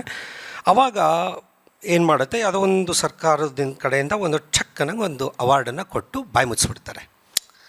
ಅದು ಮುಚ್ಚುವಂಥ ರೀತಿ, ಮುಚ್ಕೊಂಡಿರು, ಮಾತಾಡಬೇಡ. ಏನಾಗುತ್ತೆ, ಇದು ಒಂದು ಭಾಗ. ಅಂದರೆ ನೀನು ಇದರಿಂದ ಆಚೆ ಬರುವ ಹಾಗಿಲ್ಲ, ಕ್ರಿಯೇಟ್ ಮಾಡುವಂಥದ್ದು ಒಂದು. ಆಮೇಲೆ ಇನ್ನೊಂದು, ಈಗ ಹೊಸ ಟ್ರೆಂಡ್ ಶುರುವಾಗಿದೆ ಪ್ರಶಸ್ತಿ ಕೊಡುವಾಗ. ಟಾಪ್ 20, ಟಾಪ್ 15, ಟಾಪ್ 10, ಆಮೇಲೆ ಕೊನೆ 3 ಜನ ಒಂದು ಫೈನಲ್ ರೌಂಡ್ ಬರೋ ಥರ. ಅಂದರೆ ಪಾಪ ಒಂದಿಷ್ಟು ಜನ ಕಳಿಸಿರ್ತಾರೆ ಪ್ರಶಸ್ತಿ, ಯಾವ್ಯಾವುದೋ ಕಾರಣಗಳಿರ್ತವೆ. ನನಗೆ ಅದು ಅವಕಾಶ ಅಂತನೋ, ತನಗೆ ತನ್ನ ಕೃತಿಗೆ ಬರಬೇಕಾಗಿರುವಂಥದ್ದು ಯಾವುದೋ ಒಂದು ರೆಕಗ್ನಿಷನ್ ಅಂತನೋ, ಏನೋ ಒಂದು ಅವನಿಗೆ ಇದರಿಂದ ಸಿಗುವಂಥ ಒಂದು ಸಣ್ಣ ಮೊತ್ತವೇ ಆಗಿರಲಿ, ತನಗೆ ಯಾವುದೋ ಒಂದು ಅವಶ್ಯಕತೆ ಇರುತ್ತೆ ನನಗೆ ಅದು. ಆದರೆ ಅದ್ರ ಮೂಲಕ ನಾವು ಟಾಪ್ 20, 10 ಅಂತ ಹೇಳೋದ್ರ ಮೂಲಕ ಅವ್ರನ್ನ ಒಂಥರ ಆ ಪ್ರಶಸ್ತಿಯ ಬಗ್ಗೆ ಕ್ಯೂರಿಯಾಸಿಟಿ ಜಾಸ್ತಿ ಮಾಡಿ, ಕೊನೆಗೆ ಸಿಗದೇ ಇದ್ದಾಗ ಅವ್ರನ್ನ ಬೇರೆ ಥರದ್ದೇ ಒಂದು ಯಾಕೆ ಆ ಪ್ರಶಸ್ತಿ ಬಗ್ಗೆ ಒಂಥರ ಇದಕ್ಕೇನಂತ ಕರಿತೀವಿ, ಒಂಥರ ಬೇಜಾರು ಬರೋ ಥರ, ಅಂದರೆ ಕ್ರಿಯೇಟ್ ಮಾಡೋದು. ನೀವು ಡೈರೆಕ್ಟಾಗಿ ಅನೌನ್ಸ್ ಮಾಡಿದ್ರೆ ಬೇರೆ ಲೆಕ್ಕ, ಆದರೆ ಈ ರೇಸಲ್ಲಿ ಸೋತ್ಬಿಟ್ಟಲ್ಲ ಅನ್ನೋಂಥದ್ದೊಂದು ಕ್ರಿಯೇಟ್ ಆಗುತ್ತಲ್ಲ ಮನುಷ್ಯನಿಗೆ. ಅದು ಖಂಡಿತವಾಗೂ ಆ ಕವಿಯ ಮೇಲೆ ಒಂದು ಥರದ ಒತ್ತಡವನ್ನು ಹಾಕ್ಬೋದು ಇದೆಲ್ಲ. ಆಮೇಲೆ ಇನ್ನೊಂದು ಪ್ರಶ್ನೆ, ಅದು ಮುಂದುವರೆದ ಭಾಗವಾಗಿ ಒಳ್ಳೆಯ ಸಾಹಿತ್ಯವನ್ನು ಏನು ಮುಂದಿನ ಪ್ರಶ್ನೆ ಏನೋ ಕೇಳಿದ್ರಿ, ಅದನ್ನು ಕಂಟಿನ್ಯೂಷನ್ನು ಅದ್ರ ಪ್ರಶ್ನೆ. ಈ ಪ್ರಶ್ನೆ, ಪ್ರಶಸ್ತಿಗಳು ಬರವಣಿಗೆಯ ಗುಣಮಟ್ಟವನ್ನು ಹೆಚ್ಚಿಸುತ್ತವೆಯೇ ಅಥವಾ ಒತ್ತಡವನ್ನು ಉಂಟು ಮಾಡುತ್ತವೆ? ಆಮೇಲೆ ಪ್ರಶಸ್ತಿಗಳು ಗುಣಮಟ್ಟವನ್ನು ಹೆಚ್ಚಿಸ್ತವೆ ಅಂತ ನೀವು ಎಲ್ಲೂ ರೆಕಾರ್ಡಲ್ಲಿ ಎಲ್ಲೂ ಇಲ್ಲ. ಅದು ಕೇವಲ ನಮಗೆ ಒಬ್ಬ ಪ್ರಶಸ್ತಿನ ಪಡೆದುಕೊಂಡಾದಮೇಲೆ ಅದನ್ನು ನನಗೆ ಅನಿಸ್ಬೇಕು ಅರ್ಥ, ಅದು ನಿಜವಾಗಿಯೂ ಕೂಡ ಆ ಥರದ್ದಂತೂ ಎಲ್ಲೂ ಅನಿಸಲ್ಲ ನಂಗೆ ಹೇಳಿದ್ರೆ. ಅದೊಂದು ನಮ್ಮಲ್ಲಿರುವಂಥ ಒಂದು ಭ್ರಮೆ ಅಷ್ಟೇ ಅದು. ಓಕೆ, ಆದರೆ ಈಗ ನೋಡ್ಕೊಳ್ಳಿ, ಎಷ್ಟು ಸಲ ಏನಾಗುತ್ತೆ ಅಂದರೆ ಪ್ರಶಸ್ತಿಗಳಿಗಂತಲೇ ಬರೆಯೋರು, ಅಂದರೆ ನೀವು ಯಾವ ಪ್ರಶಸ್ತಿಯ ರೇಸಲ್ಲೂ ನೋಡಿದ್ರೆ ಪಾಪ ಅವ್ರ ಹೆಸರಿರುತ್ತೆ. ಅಂದರೆ ಇದು ಹೆಂಗೆ ಅಂತಂದರೆ, ಒಂದು 15 ಪ್ರಶಸ್ತಿಗಳದ್ದೇನೋ ಅನೌನ್ಸ್ ಆಯಿತು ಅಂದರೆ ಅಷ್ಟರಲ್ಲೂ ಪಾಪ ಅವ್ರು ಪಾರ್ಟಿಸಿಪೇಟ್ ಮಾಡಿರ್ತಾರೆ. ನಾ ಹೇಳೋದು ಅಂದರೆ, ನಿಮಗೆ ಪ್ರಶಸ್ತಿಗಳು ಗುಣಮಟ್ಟವನ್ನು ಹೆಚ್ಚು ಮಾಡ್ತವೆ, ಬರಹಗಾರನ ಗುಣಮಟ್ಟವನ್ನು ಹೆಚ್ಚು ಮಾಡ್ತವೆ ಅನ್ನೋಂಥದ್ದು ಅದು ಒಂಥರ ನೀವು ಥಿಯರಿ ಅಂತಲೇ ಅಂದ್ಕೊಳ್ಳಿ. ನಾನು ಕೇಳಿದ್ರೆ ಅದು ಗುಣಮಟ್ಟ ಅನ್ನುವಂಥದ್ದು ಬಹುಶಃ ನಮ್ಮ ಓದಿನಿಂದ ಬರುವಂಥದ್ದು, ನಮ್ಮ ಬದುಕಿನಿಂದ ಬರುವಂಥದ್ದು, ಪ್ರಶಸ್ತಿಗಳಿಂದ ಅಲ್ಲ ಅನ್ನುವಂಥದ್ದು ನನಗೆ. ನೀವು ಮೊದಲನೇ ಸಾಲ ಹೇಳಿದ್ರಿ ಪ್ರಶಸ್ತಿ ಅನ್ನುವಂಥದ್ದು ಬಾಯಿ ಮುಚ್ಚಿಸೋಕೆ ಅಂತ. ನಾನು ಮತ್ತೆ ಇದನ್ನು ಕೇಳ್ತಾ ಇದ್ದೀನಿ, ಅದು ಪ್ರೋತ್ಸಾಹ ಕೂಡ ಆಗಬಹುದಾ, ಪ್ರೇರಣೆ ಕೂಡ ಆಗ್ಬೋದು ಅಲ್ವಾ? ನಾನು ಅದನ್ನೇ ಹೇಳ್ತೇನಲ್ಲ, ಇದನ್ನು ನೀವು ಅಂದುಕೊಳ್ಳುವುದರ ಮೇಲೆ ಡಿಪೆಂಡ್ ಆಗುತ್ತೆ. ಅಂದರೆ ಈಗ ನನಗೆ ತುಂಬ ಅವಶ್ಯಕತೆ ಇದೆ, ನಾನೊಬ್ಬ ಬರಹಗಾರನಾಗಿ ನನಗೆ ಯಾವುದೋ ಒಂದು ಅವಶ್ಯಕತೆ ಇದೆ ಅಂತ ಅಂದ್ಕೊಳ್ತೀನಿ. ಹಂಗಿದ್ದಾಗ ಏನಾಗುತ್ತೆ, ಆ ಪ್ರಶಸ್ತಿ ನನಗೆ ತುಂಬ ದೊಡ್ಡ ಮಟ್ಟಿಗೆ ಪ್ರೋತ್ಸಾಹ ಅಂತಲೇ ನನಗೆ ಭಾವಿಸ್ತೀನಿ. ಯಾರೋ ಇನ್ನೊಬ್ಬ ತನ್ನ ಪಾಡಿಗೆ ತಾನು ಬರ್ಕೊಂಡಿರುವಂಥವನು, ಯಾವ ಪ್ರಶಸ್ತಿಗಳ ಹಂಗೂ ಇಲ್ಲದಿರುವಂಥವನು, ಯಾರ ಮೆಚ್ಚುಗೆಯ ಹಂಗೂ ಇಲ್ಲದಿರುವಂಥನಾರೋ ಬರಿಬೇಕಾದ್ರೆ ತನಗೆ ಅದು ಮ್ಯಾಟ್ರ್ ಆಗಲ್ಲ ನಾನು ಕೇಳಿದ್ರೆ, ಅಲ್ವಾ? ಅಂದರೆ ನೀವು ಎಲ್ಲಿ ನಿಂತು ಆ ಪ್ರಶಸ್ತಿಯ ಬಗ್ಗೆ ಯೋಚನೆ ಮಾಡ್ತಿದ್ದೀನಿ ಅನ್ನೋದ್ರ ಬೇಸಿಸ್ ಮೇಲೆ ನಾನು ಮಾತಾಡಬೇಕಾಗತ್ತೆ. ಎಸ್, ಈ ವಿಷಯನ ಮತ್ತೆ ಇನ್ನೊಂದು ಸಾರಿ ಮುಂದುವರಿಸೋಣ. ಈಗ ಇನ್ನೊಂದು ಸಾರಿ ನಮ್ಮ ರಾಜ್ಕುಮಾರ್ ಅವರಿಗೆ ನಾನು ಪ್ರಶ್ನೆಯನ್ನು ಕೇಳ್ತಾ ಇದ್ದೀನಿ. ಇವತ್ತಿನ ದಿನಗಳಲ್ಲಿ ಈ ಟ್ರೆಂಡ್ಗಳು ತುಂಬ ಕಾಣ್ತಾ ಇದ್ದೀವಿ ಬರವಣಿಗೆಯಲ್ಲಿ. ಸೊ ಹಾಗಾಗಿ ಒಬ್ಬ ಓದುಗರ ನಿರೀಕ್ಷೆಗಳೇನಿರುತ್ತಲ್ಲ, ಅದು ಬರಹಗಾರನ ವಿಷಯ ವಸ್ತು ಅಥವಾ ಶೈಲಿಯ ಮೇಲೆ ಹೇಗೆ ಪ್ರಭಾವವನ್ನು ಬೀರುತ್ತೆ? ಟ್ರೆಂಡ್ ಅನ್ನೋದು ತುಂಬ ತಾತ್ಕಾಲಿಕವಾದದ್ದು. ಅದು ಈಗ 5 ವರ್ಷದ ಹಿಂದೆ ಇದ್ದಿದ್ದು ಈ ವರ್ಷ ಇರಲಿಕ್ಕಿಲ್ಲ. ಮತ್ತು ಟ್ರೆಂಡನ್ನು ನಂಬ್ಕೊಂಡೇ ಹೋದರೆ ಬರಹಗಾರ ತಾನೇನು ಹೇಳಬೇಕು ಅದನ್ನು ಹೇಳ್ತಾನೆ ಇಲ್ಲೋ ಗೊತ್ತಿಲ್ಲ. ಯಾಕಂದರೆ ಅವನು ನನ್ನ ವಯೋಮಾನದ್ರದ್ದು ಒಂದು ಟ್ರೆಂಡ್ ಇರುತ್ತೆ, ಒಂದು ಶೈಲಿ ಇರುತ್ತೆ, ಆಮೇಲೆ ಅನುಭವಗಳಿರುತ್ತೆ. ನಾನು ಅದನ್ನು ಹೇಳ್ಬೇಕಾದ್ರೆ ನನ್ನದೊಂದು ಶೈಲಿ ಇರುತ್ತೆ. ಫಾರ್ ಎಕ್ಸಾಂಪಲ್, ಒಂದು ಶೈಲಿ ಬಗ್ಗೆ ಹೇಳ್ಬೇಕಂದ್ರೆ, ಅರಮನೆ ಕಾದಂಬರಿಗೆ ಅವಾರ್ಡ್, ಕಿರು ಸಾಹಿತ್ಯ ಅವಾರ್ಡ್ ಆದಾಗ ಧಾರವಾಡದಲ್ಲಿ ಅಭಿನಂದನಾ ಸಮಾರಂಭ ಇತ್ತು. ಅಲ್ಲಿ ಒಬ್ಬರು ಮಾತಾಡ್ತಾ ಹೇಳಿದರು, ಏನಂದರೆ, ನೀವು ಈ ಭಾಷೆಯಲ್ಲಿ ಬರೆದ್ರೆ ಇದು ಅನುವಾದಕ್ಕೆ ಸಮಸ್ಯೆ ಆಗುತ್ತೆ, ಅದಕ್ಕೆ ಜಾಸ್ತಿ ಅದು ಬೇರೆ ಭಾಷೆಯಲ್ಲಿ ಪ್ರಚಾರ ಆಗಲ್ಲ ಅಂತ. ಆವಾಗ ಸರ್ ಒಂದು ಮಾತು ಹೇಳಿದರು. ಅವರು ಕೂಡ ಬೇಂದ್ರೆಯವ್ರು ನೆನೆಸ್ಕೊಂಡು ಹೇಳಿದರು. ಬೇಂದ್ರೆಯವ್ರಿಗೂ ಯಾರು ಹಿಂಗೆ ಹೇಳಿದ್ರಂತೆ, ನೀವು ಹಿಂಗೆ ಬರೆದ್ರೆ ಇದು ಅನುವಾದ ಆಗಂಗಿಲ್ಲ ಅಂತೆ. ಅದಕ್ಕೆ ಬೇಂದ್ರೆಯವರು ನಿಜವಾದ ಆಸಕ್ತ ಇದ್ದಂದರೆ ಇದನ್ನು ಕಲಿತು ಇದೇ ಭಾಷೆಯಲ್ಲಿ ಓದ್ತಾನೆ. ಸೊ ಅವತ್ತು ಕುಮ್ಮಿ ಸರ್ ಅದೇ ಹೇಳಿದರು. ಅಂದರೆ ಆ ಶೈಲಿನ ಬಿಟ್ಕೊಟ್ಬಿಟ್ರೆ ತಾನು ಏನು ಹೇಳ್ಬೇಕಂತ ಹೇಳೋಕ್ಕಾಗಲ್ಲ. ಅಥವಾ ನಿಮಗೆ ಬೇಕಾದ ಶೈಲಿಯಲ್ಲಿ ನಾನು ಅದು ಹೆಂಗೆ ಸಾಧ್ಯ? ನಾನೇನೋ ಹೇಳಬೇಕಾಗಿದೆ, ಅದಕ್ಕೆ ನಂದೊಂದು ಆ ಪ್ರಾಂತದ ಭಾಷೆ. ಈಗ ದೇವನೂರು ಮಹಾದೇವ್ ಅವರು ಕುಸುಂಬಾಲೆ ಈ ಟಿಲ್ ಟುಡೇ ಅದು ಗದ್ಯನೋ ಪದ್ಯನೋ ಅನ್ನೋ ಇನ್ಕ್ಲೂಡಿಂಗ್ ದೇವನೂರವ್ರಿಗೂ ಹಂಗೆ ಅನಿಸಿರ್ಬೇಕು ಅದು ಏನು ಅಂತ. ಆ ರೀತಿ ಅಂದರೆ ಅದೇನೋ ಹೇಳಬೇಕು, ಅದನ್ನ ಹಾಗೆ ಹೇಳ್ಬೇಕು ಅದನ್ನು. ಅಥವಾ ಯಾರನ್ನೋ ಮೆಚ್ಚಿಸೋಕ್ಕೋಸ್ಕರ ಅದನ್ನು ನಾನು ಚೇಂಜ್ ಮಾಡ್ಕೊತೀನಿ, ಅಥವಾ ಇವತ್ತೇನು ಓಡ್ತಾ ಇದೆ ಆ ಟ್ರೆಂಡಿಗೆ ಬರ್ತೀನಿ ಅಂತಂದರೆ ಅದರಲ್ಲಿ ಅಷ್ಟು ಗಟ್ಟಿತನ ಸಾಧ್ಯ ಇಲ್ಲ. ಒಬ್ಬ ಬರಹಗಾರನಿಗೆ ತನ್ನದೇ ಆದಂತಹ ಸ್ವಂತ ಒಂದು ಶೈಲಿ ಮುಖ್ಯ ಅಂತ ನೀವು ಹೇಳ್ತೀರಿ. ಸೊ ನೀವು ಎತ್ತಿದಂಥ ಪ್ರಶ್ನೆಗಳೇನೇನು ಹೇಳಿದ್ರಲ್ಲ, ಈಗ ನೀವು ಸೇಮ್ ಅದೇ ಪ್ರಶ್ನೆಗಳನ್ನು ಕೂಡ ನಾನು ಎದುರಿಸಿದ್ದೀನಿ. ಯಾಕಂದರೆ ನಾನು ಕತೆ ಬರಿತೀನಲ್ಲ, ನಾನು ನಮ್ಮ ಊರಿನ ಮಸ್ಕಿ ಭಾಷೆಯಲ್ಲೇ ಬರೆಯೋದು. ಅದಕ್ಕೆ ತುಂಬ ಜನರು ನೀವೇನು ಹೇಳಿದ್ರಲ್ಲ, ಇವೆಲ್ಲ ಪ್ರಶ್ನೆಗಳು ನನಗೂ ಬಂದಿದ್ದೇವೆ. ಅದು ಅನುವಾದ ಆಗೋದಿಲ್ಲ, ಎಲ್ಲೋ ಟೆಕ್ಸ್ಟ್ ಆಗೋದಿಲ್ಲ, ಅದನ್ನು ಯಾರೂ ಓದೋದಿಲ್ಲ, ಈ ರೀತಿ ಎಲ್ಲ ಬಂದಿದ್ದಾವೆ. ಸೊ ನಾನು ನನ್ನ ಇಷ್ಟ ಪ್ರಕಾರ ನನಗೆ ಏನು ಬರಿಬೇಕು ಅನಿಸುತ್ತೋ ಅದನ್ನು ಬರಿತಾ ಇದ್ದೀನಿ. ತುಂಬ ಒಳ್ಳೆಯ ಪ್ರಶ್ನೆಗಳನ್ನು ನೀವು ಹೇಳಿದ್ರಿ. ಅದು ನಾನೇನು ಹೇಳ್ಬೇಕಾದ್ರೆ ನನ್ನ ಭಾಷೆಯಲ್ಲೇ, ನನ್ನ ಅನುಭವದಲ್ಲೇ, ನನಗೆ ಗೊತ್ತಿರೋ ಪದಗಳಲ್ಲಿ ಮಾತ್ರ ಹೇಳಕ್ಕೆ ಸಾಧ್ಯ. ಈಗ ನಾನೀಗ ಮಾತಾಡತ್ತಲ್ಲ, ಇದು ನನ್ನ ಕೃತಕ ಅನಿಸಾದೈತೆ ಆಲ್ರೆಡಿ. ಇಲ್ಲ, ನಿಮ್ಮ ಭಾಷೆಯಲ್ಲೇ ಮಾತಾಡ್ಬೋದು. ಅಲ್ಲಲ್ಲ, ಅದು ಆಗಾಗತ್ತಿಲ್ಲ. ನನ್ನ ಮನಸ್ಸು ಸ್ವತಃ ಪ್ರಿಪೇರ್ ಇಲ್ಲ. ಅಂದರೆ ಅದು ಡೈವರ್ಟ್ ಆಗಿಬಿಡುತ್ತೆ. ಬೆಂಗಳೂರಿಗೆ ಬಂದಿದ್ದು, ಇಲ್ಲ ಅವ್ರಿಗೆ ಹೇಗೆ ಮಾತಾಡಿ, ಅದು ಎಷ್ಟು ಪ್ರಯತ್ನ ನನ್ನ ಅನಿಸತ್ತೆ. ಯಾಕೋ ನಾನು ಕೃತಕವಾಗಿ ಮಾತಾಡತ್ತೇನೆ ನನ್ನ ಅನಿಸ್ತದೆ. ನಾನು ಹಿಂಗೆ ಮಾತಾಡಿದಾಗ ಮುಕ್ತವಾಗಿ ಮಾತಾಡ್ಬೋದು, ಎಲ್ರಿಗೂ ಉತ್ತರ ಕರ್ನಾಟಕ ಭಾಷೆ ಅರ್ಥ ಆಗುತ್ತೆ. ಮತ್ತೆ ನಾವೆಲ್ಲರೂ ಅರ್ಧ ಜನ ಸಮಸ್ಯೆ ಅವರಲ್ಲಿ ಇಲ್ಲೇ ಇಲ್ಲ, ನನ್ನಲ್ಲೇ ಇದೆ ಅಂತ ಹೇಳ್ತಾ ಇದ್ದೆ ನಾನು. ಇದು ಬರಹಗಾರನ ಕಷ್ಟ. ಇದು ಅವ್ರಿಗೆ ತಿಳಿಯಂಗೆ ಹೇಳ್ಬೇಕು, ನನಗೆ ಬೇಕಾಯ್ತು ಹೇಳ್ಬೇಕು ಅನ್ನೋದು. ಅವರು ಬೆಂಗಳೂರು ಬರ್ತಿದ್ದಂಗೆ ಆಟೋಮೆಟಿಕ್ ಬೆಂಗಳೂರು ಲ್ಯಾಂಗ್ವೇಜ್ಗೆ ಅವರು ಟ್ಯೂನ್ ಆಗಿಬಿಡುತ್ತೆ. ಸ್ವಿಚ್ ಆನ್ ಆಗ್ತಾ ಇದೆ. ಸೊ ಹಾಗಾಗಿ ಅದು ಅರ್ಧ ಇದು ಅರ್ಧ ಆಗ್ತದೆ. ಸೊ ಹಿಂಗೇನಾದ್ರು ಮಾಡ್ಕೊಂಡಾಗ ಬರೋದಂದ್ರೆ ಸಮಸ್ಯೆ ಆಗುತ್ತೆ. ಇಲ್ಲ, ಅದು ನಿಜ. ಅದು ನೀವು ಹೇಳಿದ್ರಲ್ಲ, ಇದು ಒಬ್ಬ ಬರಹಗಾರನ ಮೇಲೆಯೂ ಕೂಡ ಪ್ರಭಾವವನ್ನು ಬೀರುತ್ತೆ. ಅದು ಕೂಡ ನಿಜ. ಅದೇ ಈಗ ಸಾರಿ, ನಾನು ಪ್ರವರಣ ಸಬ್ಜೆಕ್ಟ್ ತೊಗೊಂಡ್ಬಿಡ್ತೀನಿ. ಏನಂದರೆ ಪ್ರಶಸ್ತಿಗಳ ಬಗ್ಗೆ ಮಾತಾಡ್ತಿಲ್ಲ. ಇತ್ತೀಚಿನ ಎಲ್ಲ ಪ್ರಶಸ್ತಿಗಳು ಬೆಂಗಳೂರು ಕೇಂದ್ರಿತ ಆದ್ರಿಂದ ಎಲ್ಲ ಪುಸ್ತಕಗಳ ಭಾಷೆ ಬೆಂಗಳೂರು ಭಾಷೆನೇ ಆಗಿದೆ. ಎಲ್ಲ ಕಥೆಗಳ ಭಾಷೆ, ಕವಿತೆಗಳ ಭಾಷೆ. ಅದನ್ನು ಮಾತಾಡೋಕ್ಕೆ ಬರದೇ ಇರೋನು ಕೂಡ ಬೆಂಗಳೂರು ಅದು ಯಾರೋ ಒಂದು ಕವಿತೆ ಸಲ ಇತ್ತೀಚೆಗೆ ನನ್ನ ಊರಿನ ಸೂರ್ಯಕಾಂತಿ ಕೂಡ ಬೆಂಗಳೂರಿನ ಕಡೆ ಮುಖ ಮಾಡಿ ಹೇಳುತ್ತದೆ ಅಂತ ಅನ್ನೋದೊಂದು ಬಂತು. ಅಂದರೆ ಅಷ್ಟು ಬೆಂಗಳೂರಿಗೆ ಟ್ಯೂನ್ ಆಗ್ತಾ ಇದ್ದೀವಿ ಎಲ್ಲರೂ ಕೂಡ. ನಿಜ, ಅದು ನಿಜ. ಅದು ನಾವು ಕೆಲವುಗಳ ಬೆನ್ನು ಹತ್ತಿದಾಗ ಬದಲಾಯಿಸ್ಕೋಬೇಕಾಗತ್ತೆ ಅನ್ನುವಂಥದ್ದು ಹಾಗೆ. ಓಕೆ, ಮುಂದಿನ ಪ್ರಶ್ನೆ ನಾನು ರಾಜೇಂದ್ರ ಅವರಿಗೆ ಕೇಳ್ತಾ ಇದ್ದೀನಿ.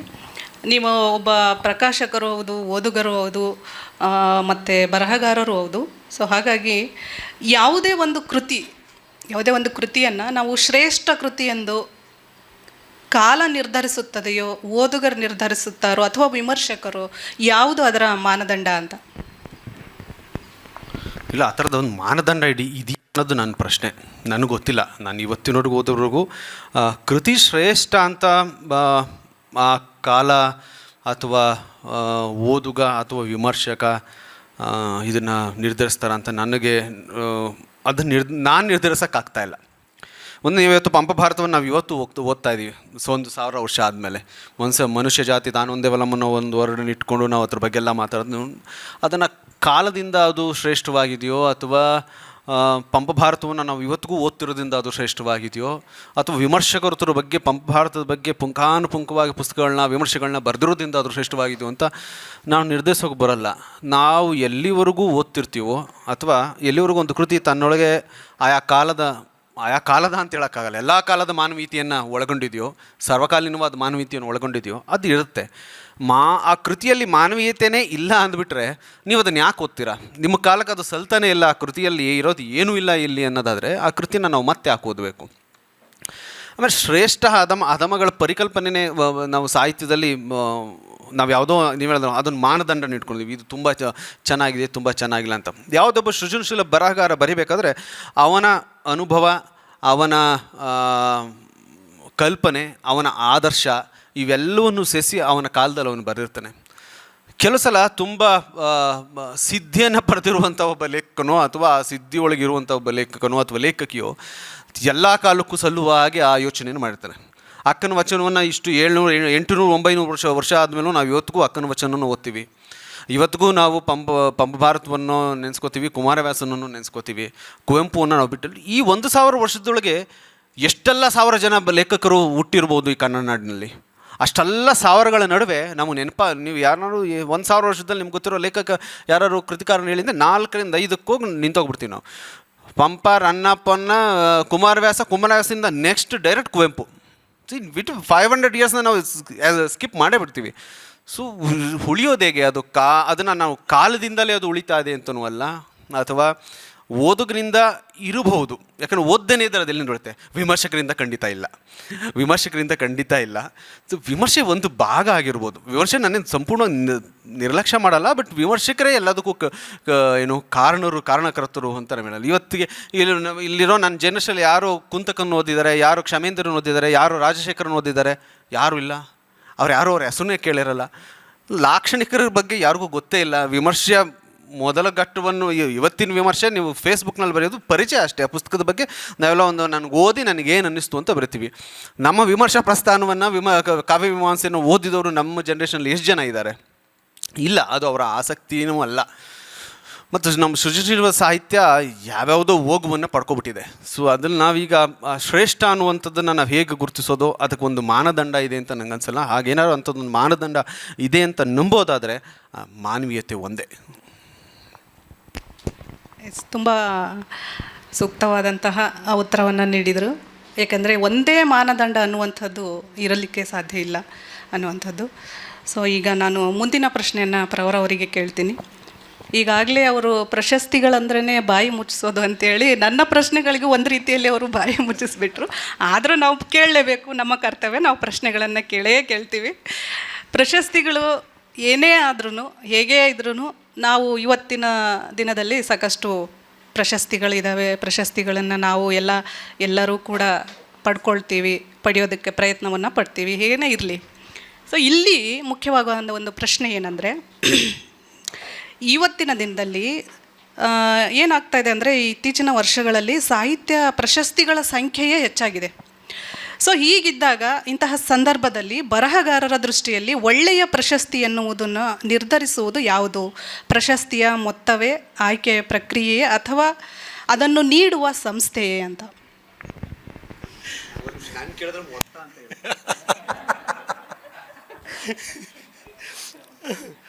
ಇಲ್ಲ, ನಾನು ಆವಾಗಲೇ ಹೇಳಿದಂಥ ಅರ್ಥ ಬೇರೆ ಥರದ್ದು. ಅಂದರೆ ನಾವು ಒಬ್ಬ ಕಲಾವಿದ, ಲೇಖಕ ಅಥವಾ ನಾವು ಈ ಆರ್ಟ್ ಫಾರ್ಮ್ನ ಯಾವುದೇ ಬೇರೆ ಬೇರೆ ಭಾಗದಲ್ಲಿರುವಂಥನು ಈ ಆಡಳಿತ ವರ್ಗವನ್ನು ಯಾವಾಗಲೂ ಕೂಡ ಅದರ ವಿಮರ್ಶಕನಾಗೆ ನಾವು ಒಂದು ಕಡೆ ನಿಂತು ನೋಡಬೇಕಾಗುತ್ತೆ, ಅಥವಾ ಅದರ ವಿರೋಧ ಪಕ್ಷದಲ್ಲೇ ನಿಂತ್ಕೊಂಡೇ ನಾವು ಯಾವಾಗಲೂ ನೋಡಬೇಕಾಗತ್ತೆ. ಹಾಗಿದ್ದರೆ ಮಾತ್ರ ಒಬ್ಬ ಕವಿಯಾಗಿ ಉಳ್ಕೊಳ್ಳಿಕ್ಕೆ ಸಾಧ್ಯ. ಇಲ್ಲಾಂದರೆ ನಾವೇನಾಗಿ ಹೋಗ್ತೀವಿ ಅಂತಂದರೆ ಮತ್ತದೇ ಆಸ್ಥಾನ ಕವಿಗಳಾಗಿ ಉಳ್ಕೊಂಡ್ಬಿಡ್ತೀವಿ. ಉಳಿಯುವಂಥ ಸಾಧ್ಯತೆ ಜಾಸ್ತಿ ಇರುತ್ತೆ. ಸೊ ಹಾಗಾಗಿ ನಾನು ಆ ಅರ್ಥದಲ್ಲಿ ಅಂದರೆ ಈಗ ಏನಾಗುತ್ತೆ ಅಂತಂದರೆ ನಿಮಗೆ ಇದು ಸರಿಯಿಲ್ಲ ಅನ್ನೋದು ಸರಿಯಿಲ್ಲ ಅಂತಲೇ ಹೇಳಬೇಕೇ ಹೊರ್ತು ನಾನು ಅವನು ಕೊಟ್ಟು ನೀನು ತಲೆ ಸವರದ ಕೂಡಲೇ ನಾನಿಲ್ಲ ತುಂಬ ಚೆನ್ನಾಗಿದ್ದೀರಿ ಅಂತ ಹೇಳುವಂಥದ್ದು ಪ್ರಜ್ಞೆ ಇದೆಯಲ್ಲ, ಇದು ಬರಬಾರ್ದು ಅನ್ನೋ ಕಾರಣಕ್ಕೆ ನಾನು ಹೇಳ್ತೆ. ಈಗ ಪ್ರಶಸ್ತಿಗಳನ್ನ ನಾವು ಇಷ್ಟು ನೀವು ಸುಮ್ಮನೆ ಹಿಂಗೆ ಕರ್ನಾಟಕದಲ್ಲಿ ನಾವು ಹಿಂಗೆ ಹುಡುಕಾಡಿದ್ವಿ ಅಂತಂದರೆ ಸಾವಿರಾರು ಪ್ರಶಸ್ತಿಗಳು ಹಿಂಗೆ ಕಾಣಿಸ್ತೇವೆ ನಿಮಗೆ ನೋಡಬೇಕು. ಅಂದರೆ ನೀವು 5,000 ರೂಪಾಯಿ ಕೊಟ್ಟರೆ ನಿಮಗೆ ಒಂದು ಥರದ ಪ್ರಶಸ್ತಿ ಕೊಡ್ತಾರೆ. ಅಂದರೆ ನಿಮಗೆ ಕಾಲ್ ಮಾಡ್ತಾರೆ, ನಿಮಗೆ ಈ ಸಲ ನೀವು ಅದ್ಭುತವಾದ ಏನಕ್ಕೆ ನೀವು ಪದ್ಯ ಬರೀತಾ ಇರ್ತಾರೆ, ರಾಜೇಂದ್ರ ತುಂಬ ಅದ್ಭುತವಾದ ನಟರು, ನಿಮಗೆ ಪ್ರಶಸ್ತಿ ಕೊಡ್ತಾ ಇದ್ದೀವಿ, ನೀವು ಒಂದು 5,000 ರೂಪಾಯಿ ಕೊಡಬೇಕು, ನೀವು ನಮ್ಮ ಸಂಸ್ಥೆ ಕೊಡಬೇಕು, ನೀವು ಯಾರು ನಿಮಗೆ ಸನ್ಮಾನ ಮಾಡ್ತೀವಿ, ಹಾರ ತುರ ಎಲ್ಲ ಕೊಡ್ತೀವಿ, ಅದ್ರ ಜೊತೆಗೆ ಒಂದು 3 ಹಣ್ಣು ಕೊಡ್ತೀವಿ ಅಂತೆಲ್ಲ ಪಾಪ ಲಿಸ್ಟ್ ಕೊಡ್ತಾರೆ ಅವರು. ಹೀಗೆ ನೀವು ನೋಡ್ಕೊಂಡು ಹೋದರೆ ಇಂಥ ಪ್ರಶಸ್ತಿಗಳು, ಈ ಥರದ 1000 ಪ್ರಶಸ್ತಿಗಳು. ಆದರೆ ಇದರ ನಡುವೆ ತುಂಬ ಹೆಂಗೆ ಅಂತಂದರೆ ಯಾರು ಸಣ್ಣದಾಗೋ ದೊಡ್ಡದಾಗೋ ಅದು ಹೆಂಗೋ ಗೊತ್ತಿಲ್ಲ, ತಮ್ಮ ಕೆಲಸವನ್ನೇ ತಾವು ಪ್ರಾಮಾಣಿಕವಾಗಿ ಮಾಡ್ಕೊಂಬರ್ತಿರುವಂಥ ಎಷ್ಟೋ ಚಿಕ್ಕ ಚಿಕ್ಕ ಚಿಕ್ಕ ಪ್ರಶಸ್ತಿಗಳು ನಮ್ಮ ಮುಂದೆ ಕಾಣಿಸ್ತಾ ಇದ್ದಾವೆ. ಅವೆಲ್ಲ ಬಹಳ ಮುಖ್ಯವಾಗಿರುವಂಥವು. ನಾವು ಅದು ಸಣ್ಣದು ಇದು ದೊಡ್ಡದು ಅನ್ನೋದನ್ನು ನನ್ನ ಯಾವುದು ಅದರ ಮೊತ್ತದ ಆಧಾರದ ಮೇಲೆ ನಾವು ಖಂಡಿತವಾಗಿ ಹೇಳಲಿಕ್ಕಾಗಲ್ಲ.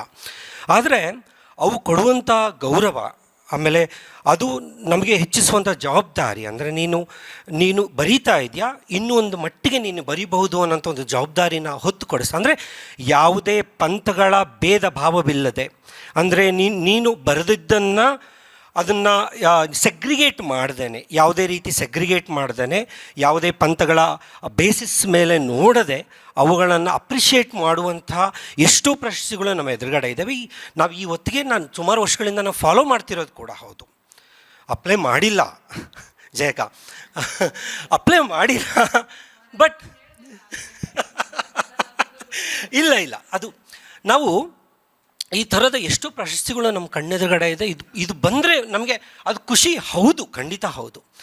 ಅಂದರೆ ನಿಮಗೆ ಆ ಪ್ರಶಸ್ತಿ ನಿಮಗೆ ನೋಡಿದ್ರೆ ಗೊತ್ತಾಗ್ಬಿಡುತ್ತೆ, ಓಕೆ ಇದು ಬಂದರೆ ಇವನು ನಿಜವಾಗ್ಲೂ ಒಳ್ಳೆಯ ಲೇಖಕ.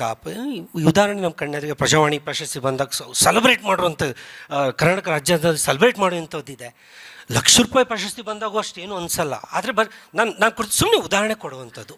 ಅಂದರೆ ಕೆಲವೊಂದು ಪ್ರಶಸ್ತಿಗಳು ಅವುಗಳನ್ನ ಕೊಡುವಂಥ ಗುಂಪಿರುತ್ತಲ್ಲ, ಅದು ಬಹಳ ಮುಖ್ಯ. ನಾನು ಕೇಳಿದ್ರೆ ಯಾರೋ ಒಂದು 4 ಜನ ಸೇರ್ಕೊಂಡು ಅವ್ರವ್ರದ್ದೇ ತಮ್ಮ ದಿನನಿತ್ಯದ ಯಾವುದೋ ಒಂದು ಖರ್ಚನ್ನು ಹಿಂಗೆ ಎತ್ತಿಟ್ಕೊಂಡು ಏನೋ ಒಂದು ಮಾಡಿಕೊಂಡು ಒಂದು ಪ್ರಶಸ್ತಿ, ಅದಕ್ಕೆ ಕಡಿಮೆ ಏನಲ್ಲ ನಾನು ಕೇಳಿದ್ರೆ. ಅಂದರೆ ಇದರಲ್ಲಿ ಮುಖ್ಯ ಅನ್ನೋಂಥದ್ದು ಹೆಂಗೆ ಅನ್ನೋದನ್ನು ನೀವು ಯಾವ ಬೇಸಿಸಲ್ಲಿ ನೋಡ್ತಾ ಇದ್ದೀವಿ ಅನ್ನೋದು ಬಹಳ ಮುಖ್ಯವಾಗಿರುವಂಥದ್ದು.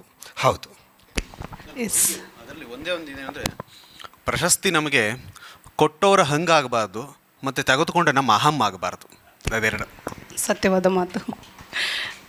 ಈಗಾಗಲೇ ಪ್ರವರವರು ವಿವರಗಳನ್ನು ನೀಡಿದ ಹಾಗೆ, ಅವರು ಹೇಳಿದ ಹಾಗೆ ಕೆಲವನ್ನು ಹೆಸರಿಸಿದರೂ ಕೂಡ ಒಂದು ಸಂಸ್ಥೆ ಅದರ ಪ್ರಕ್ರಿಯೆಗಳ ಮೇಲೆ ಪ್ರಶಸ್ತಿಯ ಒಂದು ಗೌರವ ಬೆಲೆ ಇರುತ್ತೆ ಅನ್ನುವಂಥದ್ದು. ಸೊ ಈಗ ನನ್ನ ಮುಂದಿನ ಪ್ರಶ್ನೆ ಮತ್ತೆ ರಾಜ್ಕುಮಾರ್ ಅವರಿಗೆ. ಇದು ಭಾಳಷ್ಟು ಜನರಿಗೂ ಈಗಾಗಲೂ ಮನಸ್ಸಲ್ಲಿ ಬಂದಿರುತ್ತೆ, ತಲೆಯಲ್ಲಿ ಬಂದಿರುತ್ತೆ. ಏನಪ್ಪ ಅಂದರೆ ಇವತ್ತಿನ ದಿನ ಎಲ್ಲ ಕ್ಷೇತ್ರದಲ್ಲಿಯೂ AI ಅನ್ನುವಂಥದ್ದು ಹಾವಳಿ ಹೆಚ್ಚಾಗಿದೆ. ಸಾಹಿತ್ಯದ ಕ್ಷೇತ್ರದಲ್ಲಿಯೂ ಕೂಡ ಆ ಬಿಸಿ ಈ ಬಾರಿಯ ನಮ್ಮ ಈ ಹೊತ್ತಿಗೆಗೂ ಕೂಡ ತಟ್ಟಿತ್ತು. ಆದರೆ ಪಾಪ ಮುಗ್ಧ ಕವಿ ಅನಿಸುತ್ತೆ, ಒಂದೇ ಒಂದು ಕುರುಹುಗಳನ್ನು ಬಿಟ್ಟಿದ್ರ ಕಾರಣ ಸಿಗಾಕ್ಕೊಂಡ್ರು ಅವರು. ಸೊ ಹಾಗಾಗಿ ಇವತ್ತು ಈ ಪ್ರಶ್ನೆ ಅಗತ್ಯ ಅಂತ ನನಗನ್ನಿಸುತ್ತೆ. ಪ್ರಶ್ನೆ ಏನಂದರೆ, ಇಂದಿನ ದಿನಗಳಲ್ಲಿ AI ಹಾವಳಿ ಎಲ್ಲ ಕ್ಷೇತ್ರದಲ್ಲಿ ಹೆಚ್ಚಾಗಿದೆ, ಸಾಹಿತ್ಯದಲ್ಲಿಯೂ. ಈ AI ಅನ್ನುವಂಥದ್ದು ಬರವಣಿಗೆಗೆ ಪೂರಕವೋ ಅಥವಾ ಮಾರಕವೋ ಅನ್ನುವಂಥದ್ದು. ಇದರ ಜೊತೆಗೆ ಇನ್ನೊಂದು ಸೇರಿಸ್ತೀನಿ, ಬರವಣಿಗೆಯಲ್ಲಿ ಆತ್ಮನಿಷ್ಠತೆ, ಅಥೆಂಟಿಸಿಟಿ ಎಷ್ಟು ಮುಖ್ಯ? ಫಸ್ಟು AI ಬರ್ತೀನಿ. AI ಅನ್ನೋದು ಆರ್ಟಿಫಿಷಿಯಲ್ ಇಂಟೆಲಿಜೆನ್ಸ್, ಅಂದರೆ ಕೃತಕ ಅಂತ ತಾನು ಹೇಳ್ಕೊಂಡ್ರೂ ಕೂಡ ನಾವು ಅದನ್ನು ಎಷ್ಟು ನಂಬಿಟ್ಟೆ ಅಂದರೆ ಅದೇ ನಿಜ. ಸೊ ನಾವೇ ಸುಳ್ಳು ಅನ್ನೋ ಮಟ್ಟಕ್ಕೆ ಬಂದುಬಿಡಿ. ಅದರ ಹೆಸರಲ್ಲೇ ಇದೆ ಕೃತಕ ಅಂತ. ಆದರೂ ನಾವು ಅದು ಪಾಪ ಅದರದ್ದೇನು ತಪ್ಪಿಲ್ಲ, ಅದು ತನ್ನ ಐಡೆಂಟಿಫಿಕೇಷನ್ ಕರೆಕ್ಟಾಗಿ ಮಾಡಿಕೊಂಡ್ರು ನಾವು ಅದನ್ನು ಜಾಸ್ತಿ ನಂಬ್ತಾ ಇದ್ದೀವಿ. ಒಂದು ಆಮೇಲೆ ಅದೊಂದು ಟೂಲ್ ಮೇಡಮ್, ಅದು ನನಗೇನೋ ಒಂದು ಸಹಾಯ ಮಾಡ್ಬೋದು. ಅದನ್ನ ನನ್ನ ಅಸಿಸ್ಟೆಂಟಾಗಿ ಇಟ್ಕೋಬೇಕಾದ್ರೆ ಅದರ ಅಸಿಸ್ಟೆಂಟ್ ನಾನು ಆಗಬಾರ್ದು. ಭಾರಿ ಮಜಾ ಅಂದ್ರೆ ನಾವು ಬಿಫೋರ್ ಕರೋನಾ ಅದಕ್ಕಿಂತ ಮೊದಲು ಹೋದ್ರೆ ನವಣಕ್ಕಿ ಅದನ್ನ ತಿಂತಾಯಿದ್ವಿ. ಆಮೇಲೆ ಅಕ್ಕಿ ಬಂತು. ಈ ಈಕ್ವಲೆಂಟು ಅಕ್ಕಿ. ಕರೋನಾ ಬಂದಮೇಲೆ ನವಣಕ್ಕಿದು ಜನಕ್ಕೆ ಗೊತ್ತಾಗಿ ಈಗ ಮುಗಿಬಿದ್ದು ಕ್ಯೂ ಹಚ್ಚಿ ಬೇರೆ ಬೇರೆ ಕಡೆಯಿಂದ ತರಿಸ್ಕೊತಾ ಇದ್ದಾರಲ್ಲ. ಸಾವಯವ ಅನ್ನೋದು ಮತ್ತೊಂದು ಕಾಲ ಬರ್ತೈತಿ. ಅದು ಇವತ್ತು ಇರಲಿಕ್ಕಿಲ್ಲ. ಈಗ ಇದರಿಂದ ಅದು ದಾಳಿ ಏನು ಮಾಡ್ಬೋದು ಅಂತಂದ್ರೆ, ಈಗ ನಾನು ಒಂದು 2 ಸಾಲ ಇದು ಅಗದಿ ಚಲೋ ಅದ್ಭುತ ಪದ್ಯನ ಮಾಡ್ಕೊಂಬಂದಿನಿ ಅದ್ರ ಕಡೆ. ಅದು ಯಾವ ಪದ್ಯ ಇರ್ಬೋದು ಅಂತ ಹೇಳ್ಬಿಟ್ರಿ. ದಯಾಮಯ ಪ್ರಕಾಶವೇ ಸುತ್ತಲಿನ ಕತ್ತಲೆಯ ನಡುವೆ ನನ್ನನ್ನು ನಡೆಸು. ಹಾಂ, ರಾತ್ರಿ ಗಾಢವಾಗಿದೆ, ನಾನು ಮನೆಗೆ ದೂರವಾಗಿದ್ದೇನೆ, ನನ್ನನ್ನು ನಡೆಸು. ಇದು ಯಾವ ಪದ್ಯದ್ದು ಮಾಡಿದ್ದಿದ? ಸೊ ಅದಕ್ಕೆ ಕತ್ಲು ಬೆಳಕು ಭಾವ ಗೊತ್ತಿಲ್ಲ, ಇದು ಗೊತ್ತಿದೆ. ಸೊ ನೀವು ಏನನ್ನು ಮುಟ್ಸೋಕ್ಕೆ ಸಾಧ್ಯ ಅಂದರೆ ನನ್ನ ಒಳಗಿನ ಆ ತುಡಿತ ಏನೋ ಇತ್ತೀಚೆಗೆ ತುಂಬ ಅದು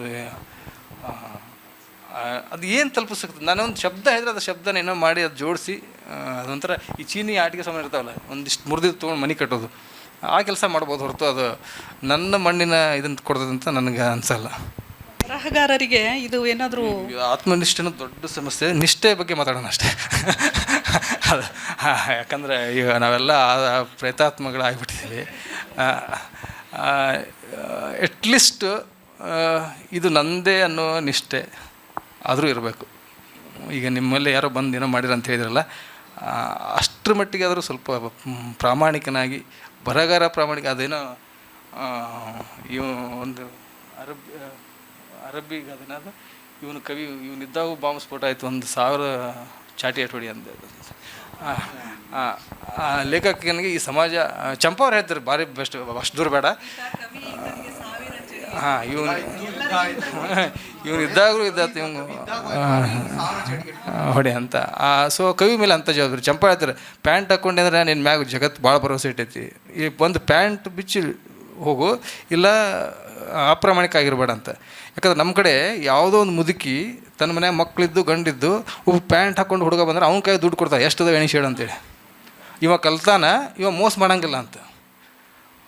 ಆಮೇಲೆ ಬಸ್ ಕೇಳ್ತಾಳೆ ಆಕಿದ್ದು ಯಾವ ಹೋಗ್ಯತ್ತಮ್ಮ ಅಂತ. ಪ್ಯಾಂಟ್ ಹಾಕ್ಕೊಂಡ್ರೆ ಜಲ್ದಿ ಕೇಳ್ತಾಳೆ ಆಕೆ. ಸೊ ಇಂಥದ್ದೊಂದು ನಂಬಿಕೆ ಐತಿ. ಸೊ ಅಷ್ಟು ನಿಷ್ಠರಾಗಿದ್ರೆ ಸಾಕು. ಅದು ಆತ್ಮನಿಷ್ಠೆ ಭಾಳ ಭಾಳ ದೊಡ್ಡ ಮಾತು. AI ಬಗ್ಗೆ ಈಗ ಇವರು ಹೇಳಿರೋದೇನೆಂದರೆ, ನಾವು ಮುಂಚೆ ಈ ನವಣಕ್ಕಿ ಅನ್ನ ಎಲ್ಲ ತಿಂತಾ ಇದ್ವಿ, ಆರೋಗ್ಯವಾಗಿದ್ವಿ. ಯಾವಾಗ ಈ ಸೋನಾ ಮಸೂರಿ ಅಕ್ಕಿ ಅನ್ನುವಂಥದ್ದು ಬಂತು, ಅದನ್ನು ತಿನ್ನೋದಕ್ಕೆ ಶುರು ಮಾಡಿ ಸಾಕಷ್ಟು ರೋಗಗಳನ್ನು ಕೂಡ ತಂದ್ಕೊಂಡ್ವಿ.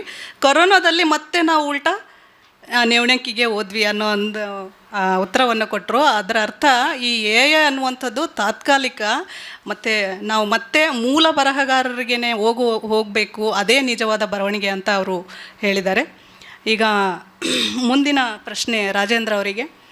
ಇವತ್ತಿನ ದಿನದಲ್ಲಿ ಸ್ವಪ್ರಕಾಶನ ಎಲ್ಲ ಒಬ್ಬ ಬರಹಗಾರ ಒಂದೇ ಕೃತಿಯನ್ನು, ಮೊದಲೇ ಕೃತಿಯನ್ನೇ ತರ್ತಾ ಇದ್ದರೂ ಕೂಡ ಸ್ವಪ್ರಕಾಶನವನ್ನು ಮಾಡ್ತಾ ಇದ್ದಾನೆ.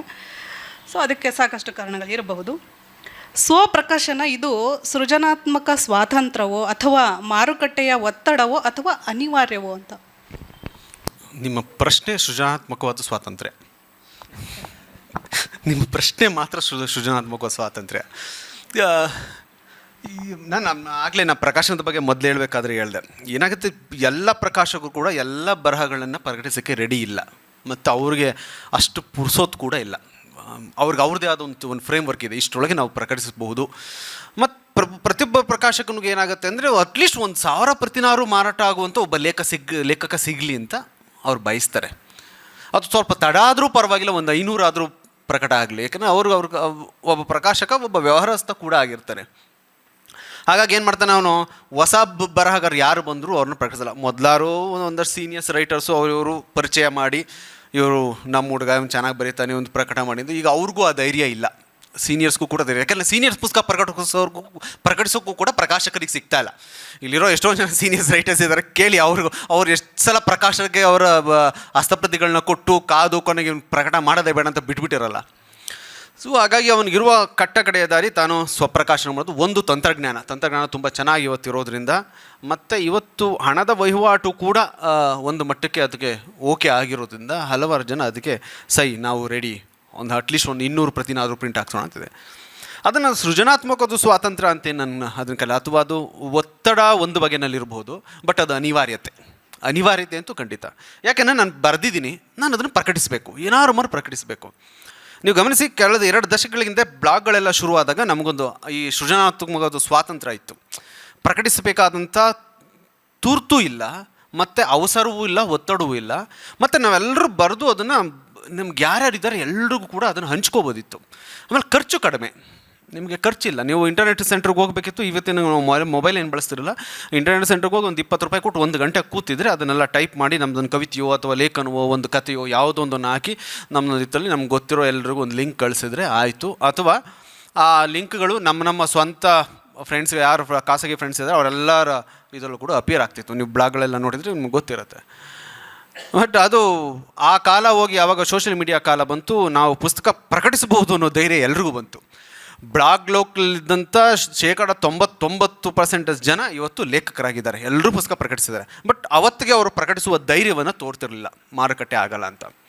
ಯಾವಾಗ ಮಾರುಕಟ್ಟೆ ಏನಾದ್ರು ಮಾಡಿ ಸಾಧಿಸ್ಬೋದು, ಒಂದು ಗ್ರೂಪ್ ಆಗುತ್ತೆ, ಒಂದಷ್ಟು ಜನ ಫ್ರೆಂಡ್ಸ್ ನೀವು ಈಚೆಗೆ ಮತ್ತೆ ಒಂಚೂರು ಡೌನ್ ಆಗಿದೆ.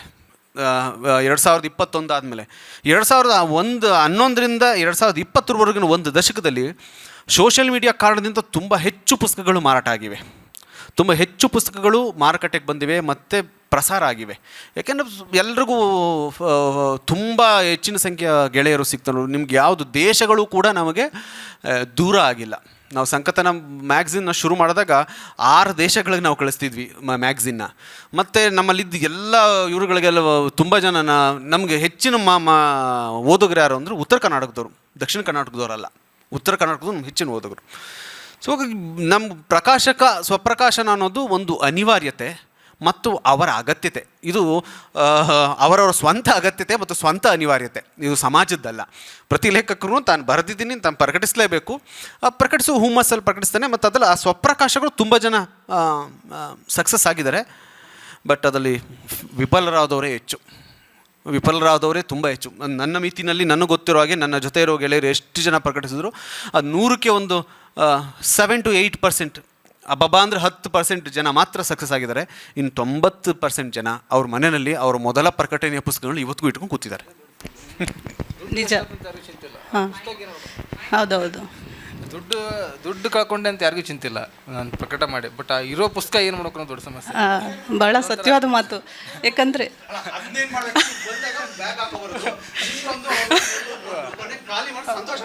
ಅದೊಂಥರ ತ್ಯಾಜ್ಯ ಇವರು ಹೇಳಿದಾಗೆ ಇವತ್ತಿನ ದಿನಗಳಲ್ಲಿ ನಮಗೆ ಅನುಕೂಲ ಇದೆ, ಪ್ರಕಟಣೆಗೆ ಸುಲಭ ಇದೆ, ಹಣ ಇದೆ, ಎಲ್ಲ ಇದೆ. ಆದರೆ ಮಾರಾಟದ ಚಾಲೆಂಜಸ್ ಇದೆಯಲ್ಲ, ಅದು ಯಾವ ರೀತಿ ನೀರಿಗೆ ಇಳಿದಾಗಲೇ ನಮಗೆ ಆಳ ಗೊತ್ತಾಗುತ್ತಲ್ಲ, ಹಾಗೆ ಪುಸ್ತಕವನ್ನು ಪ್ರಕಟಿಸಿದಾಗಲೇ ಅದರ ಮಾರಾಟದ ಒಂದು ಏನು ಸವಾಲುಗಳು ಅನ್ನುವಂಥದ್ದು ಗೊತ್ತಾಗುತ್ತೆ. ಆಮೇಲೆ ಇನ್ನೊಂದು, ನಾವು ಬರೆಯೋರ್ಗೂ ನಾವೇನು ಬರಿತಿದ್ದೀವಿ ಅನ್ನೋ ಪ್ರಜ್ಞೆ ಇದ್ರೆ ಭಾಳ ಉತ್ತಮ. ಈಗ ಮುಂದಿನ ಪ್ರಶ್ನೆ ಪ್ರವರ ಅವರಿಗೆ. ಒಬ್ಬ ಬರಹಗಾರ ಪ್ರಶಸ್ತಿಗಳೇ ಇಲ್ಲದೆ ಯಶಸ್ವಿ ಬರಹಗಾರ ಆಗಬಹುದೇ?